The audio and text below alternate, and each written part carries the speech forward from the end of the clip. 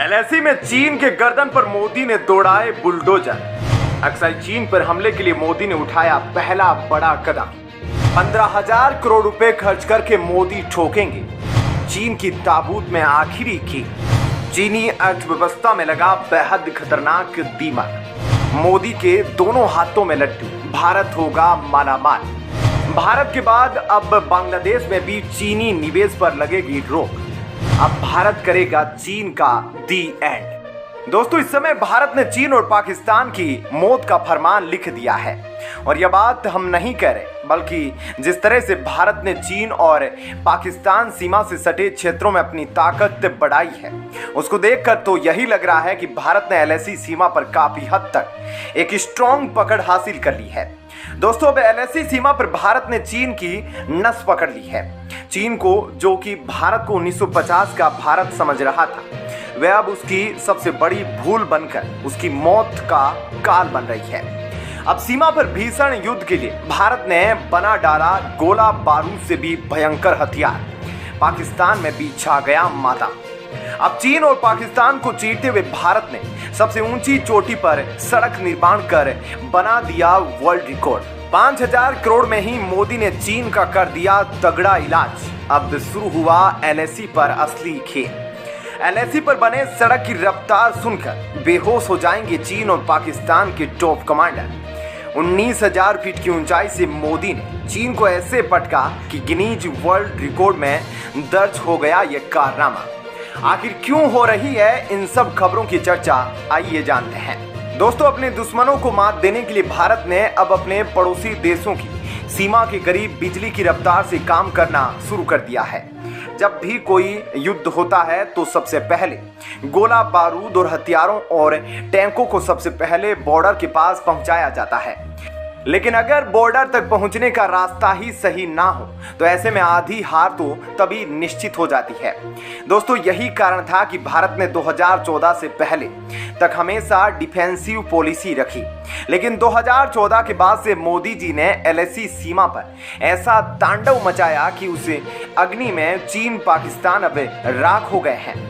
जी हाँ दोस्तों, 2014 के बाद से जिस प्रकार मोदी जी ने एलएसी सीमा पर डिफेंस इंफ्रास्ट्रक्चर को बढ़ाने के लिए लगातार बजट में वृद्धि करी है, उसे देख तो चीन भी अपना सर पकड़ बैठा है। क्योंकि दुनिया में चीन की तारीफ इसलिए की जाती है कि वह रातों रात बड़ी बड़ी बिल्डिंग 24 घंटों में बनाकर खड़ी कर देता है। लेकिन एलएसी सीमा पर बॉर्डर रोड ऑर्गेनाइजेशन BRO के द्वारा जिस तेजी से पिछले कुछ सालों में डिफेंस इंफ्रास्ट्रक्चर खड़ा किया गया, यह देख तो चीन भी चकरा गया कि कहीं अगर भारत अक्साई चीन के अंदर घुस गया तो वहां कोई सड़क ना बना दे। जी हाँ दोस्तों, हाल ही में बॉर्डर रोड ऑर्गेनाइजेशन के DG लेफ्टिनेंट जनरल राजीव ने एलएसी सीमा पर भारत की पकड़ मजबूत करने के संदर्भ में BRO की अहमियत बताई। अपने इंटरव्यू में उन्होंने बताया कि किस तरह पिछले कुछ सालों में बॉर्डर रोड ऑर्गेनाइजेशन में सभी एलएसी सीमा के नजदीक इतनी तेजी से डिफेंस इंफ्रास्ट्रक्चर का निर्माण किया गया है। उन्होंने बताया कि पहले BRO 600 किलोमीटर प्रति वर्ष की गति से एलएसी सीमा के नजदीक सड़क निर्माण करता था। अब वह स्पीड बढ़कर 1200 किलोमीटर हो गई है और अगले साल यह स्पीड बढ़कर 1600 किलोमीटर प्रति वर्ष हो जाएगी। मतलब लेह लद्दाख से लेकर अरुणाचल तक एलएसी सीमा पर ऐसा कोई पॉइंट नहीं रहेगा जहां पर भारतीय सैनिक डिफेंस इंफ्रास्ट्रक्चर के कारण कमजोर पड़ सके, बल्कि अब एलएसी सीमा पर भारत का एक स्ट्रॉन्ग हैंड है। जब मर्जी भारत भारी मात्रा में टैंक और आर्टिलरी गन को तैनात कर सकता है। लेकिन दोस्तों, आप सोच रहे होंगे कि आखिर में यह कमाल कैसे हो गया। दोस्तों, इसके लिए बड़ा जिगरा चाहिए। अगर किसी घर में खाने पर, स्वास्थ्य पर आदि पर पैसा खर्च होता है तो उसी तरह सुरक्षा भी उतनी ही बड़ा मुद्दा है जितना कि भोजन और स्वास्थ्य। और यह बात मोदी जी जानते थे। यही कारण है कि पिछले कुछ वर्षों से लगातार BRO के कैबिनेट में वृद्धि की गई। जहां 2 साल पहले BRO का बजट 2,000 करोड़ था, 2021 में बढ़कर 2,500 करोड़ हो गया, 2022 में बढ़कर 3,500 करोड़ हो गया और 2023 में सीधा 5,000 करोड़ तक कर दिया गया। क्योंकि मोदी जी जानते हैं कि एलएसी सीमा पर भारत की पकड़ होना बहुत जरूरी है। दोस्तों, जब बजट की कोई कमी न हो तो BRO ने भी पूर्वी लद्दाख में 19,000 फीट की ऊंचाई पर सबसे ऊंची वाहन चलाने वाली सड़क बनाकर अपना नाम Guinness book of world record में दर्ज करा लिया। दोस्तों, अब भारत केवल एलएसी सीमा तक ही नहीं बल्कि इकोनॉमिकली पावरफुल कंट्री में भी चीन को मुंहतोड़ पटखनी दे रहा है। जी हां, अमेरिकी राष्ट्रपति जो बाइडेन ने चीनी अर्थव्यवस्था को लेकर एक बहुत बड़ा खुलासा किया है और इस खुलासे से भारत का अब बम्पर फायदा होने वाला है। अब आर्थिक विकास दर के मामले में भारत ने चीन के ऊपर चढ़ाई कर दी। चीन का आयात और निर्यात दोनों बुरी तरह से चरमरा गया है। अब चीन के बुरे वक्त में अमेरिका ने मारा आखिरी धक्का। 10,000 फीट की ऊंचाई पर भारत के हाथों अब दफनाया जाएगा चीन। दोस्तों, अब अमेरिकी पैसों पर ऐश करने वाले चीन की हो गई बैटरी खत्म। उसके अर्थव्यवस्था की बिजली हमेशा के लिए होने वाली है गुल। यूक्रेन युद्ध में रूस का साथ देने पर अमेरिका ने दे दिया चीन को अब तक का सबसे भयानक दंड। 1000 सालों तक नहीं भूल पाएगा चीन। जी हाँ दोस्तों, अब अमेरिका के हाथों भी चीन को बहुत तगड़ा झटका लगा है, क्योंकि अब तक के अमेरिकी निवेश पर उछलता चीन अब कंगाल होने की हालत में आ गया है। हाल ही में अमेरिकी राष्ट्रपति जो बाइडेन ने अपनी एक सभा के दौरान ये कहा कि चीन की अर्थव्यवस्था अब एक बॉम्ब बन गई है और यह जब मर्जी फट सकती है। और यह बात केवल जो बाइडेन नहीं कह रहे बल्कि कई बड़े इकोनॉमिक एक्सपर्ट भी कह चुके हैं। चीन की अर्थव्यवस्था एक बबल की तरह है, जिस दिन वह फटा चीन की अर्थव्यवस्था ढेर।